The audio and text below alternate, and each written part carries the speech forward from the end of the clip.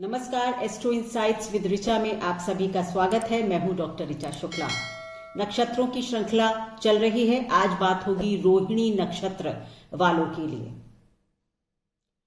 आपका चंद्रमा यदि रोहिणी नक्षत्र में बैठा हुआ है तो आपका जन्म रोहिणी नक्षत्र में हुआ है। रोहिणी नक्षत्र वृषभ राशि में 10 डिग्री से लेकर 23 डिग्री 20 मिनट तक फैला हुआ होता है। वृषभ यानी कि टॉरस साइन में। इसमें जो ताराओं का जो समूह है उसकी आकृति जो बनती है वो एक रथ की तरह होती है, चैरियट की तरह होती है। इसके जो गॉड हैं, इसके जो डेटी हैं वो है आपके प्रजापति, लॉर्ड ऑफ क्रिएशन यानी ब्रह्मा। रोहिणी नक्षत्र जो है एक बहुत ही महानक्षत्र माना जाता है। और मैं आपको ये भी बता दूं कि भगवान श्री कृष्ण का जन्म भी रोहिणी नक्षत्र में ही हुआ था। आपके लिए सफेद रंग अच्छा है और आपके लिए जो रत्न हो सकता है वो मोती हो सकता है। लेकिन मैं हमेशा कहती हूं पूरी हॉरोस्कोप के एनालाइज किए बिना रत्न कभी भी ना पहने। अब बात होगी कि रोहिणी नक्षत्र वालों का व्यक्तित्व कैसा होता है। सबसे पहली बात है कि रोहिणी नक्षत्र को अगर एक शब्द में मैं कहूं तो वो होता है ग्रोथ, प्रगति। आप बहुत ग्रोथ ओरिएंटेड होते हैं, आप मास्टरमाइंड हैं स्ट्रेटेजी प्लान करने में। देखिए, कृष्ण का जन्म हुआ था, समझिए आप कितने बड़े स्ट्रेटेजी बनाने वाले थे कृष्ण। तो आप बहुत ही अच्छे प्लानर हैं, स्ट्रेटेजी बना सकते हैं, मतलब कि आप रणनीति तय करने में बहुत माहिर होते हैं। अगर प्रोवोक किया जाए तो आप काफी हॉट टेम्पर्ड हो जाते हैं, स्टबन हो जाते हैं और फिर आपको हैंडल करना भी काफी मुश्किल होता है। आप बिजनेस ओरिएंटेड हैं, प्रगति पर चलना आपको पसंद है, काफी क्रिएटिव है, क्योंकि आपकी जो नक्षत्र है वो किसमें पड़ रहा है, शुक्र की राशि में। तो आप काफी क्रिएटिव हैं, लेकिन कहीं ना कहीं आपकी जो ग्रोथ है वो इनिशियल ईयर्स में कम होती है, जिस वजह से आप थोड़े से फ्रस्ट्रेट हो जाते हैं।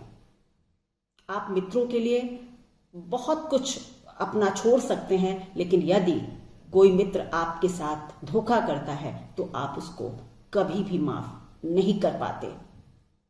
आप फैमिली लविंग मैन हैं, आप अपने परिवार से काफी प्यार करते हैं, उनके साथ समय बिताना आपको पसंद है, लेकिन आपका वर्क आपकी पहली प्रायोरिटी होता है हमेशा। वर्क में आप किसी की भी नहीं सुनते। और जहां तक बात है कि लीडरशिप क्वालिटीज भी आपके अंदर बहुत होती हैं। आप क्रिटिकल हैं, आप दूसरों में थोड़े से फॉल्ट फाइंडिंग नेचर रखते हैं, मतलब दूसरों में दोष निकालते हैं और आप अपने दोषों पर ज्यादा चर्चा पसंद नहीं करते हैं। अगर आप रोहिणी नक्षत्र में जन्मी महिला हैं, स्त्री हैं, तो आप काफी वेल मैनर्ड हैं, वेल कल्चर्ड हैं, मतलब आपके जो मैनरिज्म्स हैं, मैनर्स जो है वो काफी अप्रिशिएट करे जाते हैं। आपका ड्रेसिंग सेंस भी काफी अच्छा होता है। आप अपने परिवार से, अपने बच्चों से और पति से काफी प्रेम करती हैं, लेकिन आप ईगोइस्ट भी होती हैं। तो आपका ईगो कभी कभी आपके पारिवारिक जीवन में परेशानी ला सकता है। जैसा कि मैंने कहा कि इनिशियल ईयर्स काफी टफ रहते हैं, तो 18 से 36 का जो समय है वो काफी स्ट्रगल का होता है। आपके लिए जो सबसे अच्छा समय हो सकता है वो 38 से 50 का समय बहुत अच्छा होता है, best period in life. 38 to 50, ये मैं फिर से कहूंगी कि हर के लिए अलग अलग होता है, ये जनरल प्रिडिक्शन है, बट जनरली 38 से 50 का समय आपके लिए अच्छा होता है। और उसके बाद 57 साल से 57 ईयर्स टू 65 ईयर्स, 65 साल भी आपके लिए काफी अच्छा होता है। आपके काम के लिए, प्रगति के लिए, स्टेटस अपलिफ्टमेंट के लिए, अच्छी फाइनेंशियल ग्रोथ के लिए, आर्थिक लाभ के लिए ये साल बहुत अच्छे होते हैं। क्या क्या करियर आपके लिए अच्छे हो सकते हैं? जैसा कि मैंने कहा, स्ट्रेटेजी बहुत अच्छी बनाते हैं, तो आप किसी भी कंपनी के सीईओ बन सकते हैं। कोई भी क्रिएटिव काम जो कि कम्युनिकेशन से रिलेटेड है वो भी आप बहुत अच्छा कर सकते हैं। आज के समय में ऐप डेवलपर भी आप हो सकते हैं, क्योंकि उसमें कहीं ना कहीं टेक्नोलॉजी भी है, क्रिएशन भी है। तो आज के समय में हम इसमें ऐप डेवलपर्स को भी डाल सकते हैं। आप काफ़ी बिजनेस ओरिएंटेड माइंड रखते हैं, तो अगर आर्ट और कम्युनिकेशन से रिलेटेड कोई काम करते हैं उसमें आप काफ़ी सफल रह सकते हैं। एडवर्टाइजिंग की फील्ड भी आपके लिए बहुत अच्छी होती है।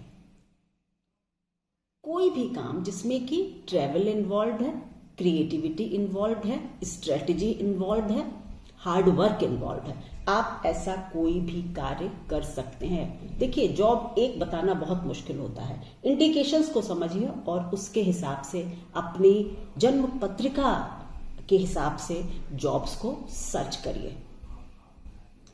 अब जो मैं हमेशा आपको बताती हूं कि ग्रहों के जो 4 पद होते हैं, चरण होते हैं, वो बहुत इंपॉर्टेंट होते हैं।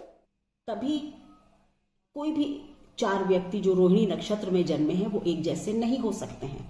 अगर आप रोहिणी नक्षत्र के प्रथम चरण में आपने जन्म लिया है तो आपके लिए सबसे पहली बात है कि आप बहुत उदार होते हैं। आप काफी दानशील भी हो सकते हैं, दानी हो सकते हैं, लेकिन फिजिकल प्लेजर में इंडल्ज करना आपको काफी पसंद होता है। अगर आपका जन्म रोहिणी नक्षत्र के दूसरे चरण में हुआ है तो आप मटेरियलिस्टिक हैं। आर्थिक लाभ आपको सबसे ज्यादा लुभाता है, लेकिन आपकी सबसे बड़ी ताकत होती है कि आप जीवन में जब कड़ी परिस्थितियां आती हैं तो उनका बहुत साहस के साथ सामना करते हैं। तृतीय चरण रोहिणी का अगर आप इसमें जन्मे हैं तो आप 100% बिजनेस ओरिएंटेड हैं। मतलब जरूरी नहीं कि बाकी चरण के लोग भी हों, लेकिन आप 100% बिजनेस ओरिएंटेड हैं। मटेरियल गेन्स आप जीवन में काफ़ी कर सकते हैं। और आप लोग अगर आर्ट से रिलेटेड, कम्युनिकेशन से रिलेटेड काम करते हैं तो काफ़ी सफलता प्राप्त करते हैं। चौथे चरण में अगर आपका जन्म हुआ है तो आपके जीवन में मटेरियल और डोमेस्टिक, मतलब घर और धन के सुख बने रहते हैं। जनरली मैंने देखा है कि 2 चीज़ें, यानी फैमिली की का वेल्थ और वेल्थ दोनों ही बनी रहती हैं। आप अगर ऐसा कोई भी काम करते हैं जिसमें ट्रैवल इन्वॉल्व है और अगर ये विदेश वगैरह से रिलेटेड हो तो आप बहुत उन्नति कर सकते हैं। आपको जहां तक रोग की बात होती है, हेल्थ से रिलेटेड अगर बात है, तो मैं कहूंगी कि आपके लिए ब्लड रिलेटेड कोई रोग अगर है वो हो सकता है।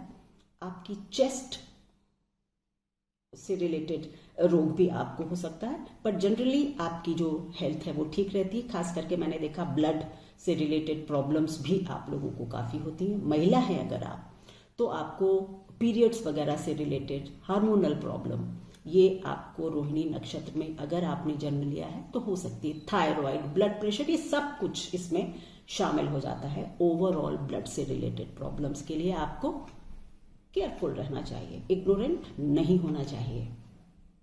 तो ये थी मेरी एनालिसिस रोहिणी नक्षत्र वालों के लिए। फ्रेंड्स, अगर आपको मेरे वीडियोस अच्छे लगते हैं तो आप प्लीज लाइक करें, अपने फैमिली और फ्रेंड्स के साथ शेयर करें, सब्सक्राइब करें मेरे चैनल को और बेल आइकन को प्रेस करना बिल्कुल भी ना भूलें। Thank you so much. और कमेंट सेक्शन में प्लीज आप क्या देखना चाहते हैं और ज्योतिष में क्या जानना चाहते हैं मुझे जरूर बताएं। जैसे ही आपके कुछ क्वेरीज, कुछ रिक्वेस्ट इकट्ठा हो जाएंगी, मैं उस पर वीडियो जरूर बनाऊंगी। Thank you so much.